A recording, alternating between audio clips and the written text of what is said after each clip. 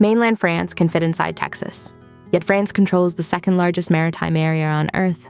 Not Russia, not Canada, not China, France. About 11 million square kilometers of ocean territory are under French control, and its exclusive economic zone is about 10.2 million square kilometers, according to French government data from 2021. That is the mind-bending part of the map. The country looks compact in Europe, but once you zoom out across the oceans, France suddenly appears everywhere. By the end of this video, you'll know exactly how this happened, why tiny islands matter so much, and why France's real power is not only on land, but spread across the sea. The key to this story is a legal idea called the Exclusive Economic Zone, or EEZ. In simple words, it is the sea area a country can control around its land for marine resources like fish and mineral rights. That is why even a small island can matter far more than its size suggests. A tiny piece of land can project control over a huge circle of ocean. This is the basic rule that turns remote islands into major assets. For France, this changes everything. The country's maritime domain covers about 11 million square kilometers of ocean, and about 10.2 million square kilometers of that is its EEZ, based on French government data from 2021. The mainstream view is clear. France is a maritime superpower because of its overseas territories. Not because Europe gave it a giant coastline, but because its old empire left islands and territories scattered across the Atlantic, Pacific, and Indian Oceans. France has 12 overseas regions and collectivities that feed this ocean footprint. The research notes list places like Réunion, Mayotte, French Polynesia, New Caledonia, Saint-Pierre and Miquelon, and several Caribbean islands. These places are the real engine behind French sea power. The core surprise is that France's maritime reach is mostly not European at all. It is global. This is where history enters the picture. In 1664, the French East India Company was established. That was an early push by France to expand maritime trade and influence. Then, in 1848, France's colonial empire expanded strongly across the Caribbean, South Pacific, and Indian Ocean. Much later, from 1954 to 1962, decolonization took away territories in Africa and Asia. Many people assume that this meant the end of French global reach. It did not. France held onto strategic islands and territories, and those places still shape its ocean claims today. That challenges a common belief. People often think empire ended when large colonies became independent. On land, much of it did. At sea, the picture is very different. France lost huge areas of colonial territory, yet it kept enough islands to remain one of the biggest ocean powers in the world. The empire shrank on the map of land. It stayed huge on the map of water. Now look at the island jewels that make this possible. French Polynesia is one of the biggest pieces of this puzzle.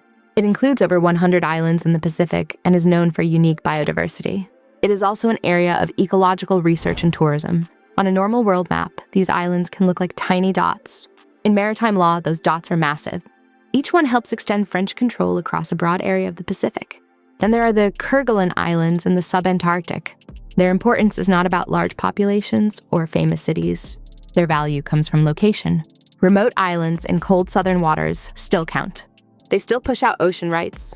They still expand where France can claim marine resources and maintain presence. Then there is Clipperton Island, a tiny, uninhabited island that seems almost too small to matter. Yet this is the strange power of the EEZ system. Even a place with no city, no suburbs, and no daily public life can help produce control over a huge surrounding area of ocean. This is why France's maritime map looks so outsized compared with its mainland map. The sea does not care how crowded an island is. It cares that the island exists, and this pattern repeats across the globe. In the Indian Ocean, Réunion and Mayotte extend French presence. Near North America, Saint-Pierre and Miquelon gives France a maritime foothold close to Canada. In the Caribbean, French islands add more sea space again. Piece by piece, island by island, France assembled a chain of ocean control that spans several major basins. Why does this matter beyond geography trivia? First, fishing rights. The EEZ gives France exclusive rights to marine resources in these waters. In plain language, that means access to fish stocks across an enormous area. Second, mineral rights. The research notes point to potential underwater mineral wealth. Third, science. IFREMER, the Institut Français de Recherche pour l'Exploitation de la Mer, plays a key role in studying and managing marine resources. That means this is not just about flags on maps. It is also about research, measurement, and long-term planning. There is also a strategic side that is easy to miss. France's maritime empire supports global military and naval reach. These territories give France the ability to maintain presence across the planet, not just near Europe. A country with island territories spread across several oceans can move, monitor, and respond far from home. That makes France much more than a European power. It makes France a global maritime actor. French Guiana adds another layer. The research notes identify space research launch pads as one of the benefits linked to this wider maritime system. That shows how ocean geography and strategic infrastructure can connect. Remote territories are not just leftovers from history. They can support modern state power in very practical ways. French policy has also adapted to the present. In 2018, France created its International Ocean Governance Policy with a focus on sustainable use and preservation of ocean territories. That matters because control alone is not enough. Managing such a huge maritime area means dealing with overfishing, environmental protection, and climate pressure. In 2022, France reinforced partnerships in the Indo-Pacific, especially with Australia and India, to strengthen maritime security. That is a direct sign that these waters are not passive possessions. They are active parts of French foreign policy. The Indo-Pacific has become one of the key regions where France seeks influence and security through its ocean presence. Still, this story is not just one of national advantage. There is a different perspective, and it is backed by the research. Critics argue that France's colonial history left inequality and local dissent in some overseas territories, with calls for more autonomy and more local control over resources.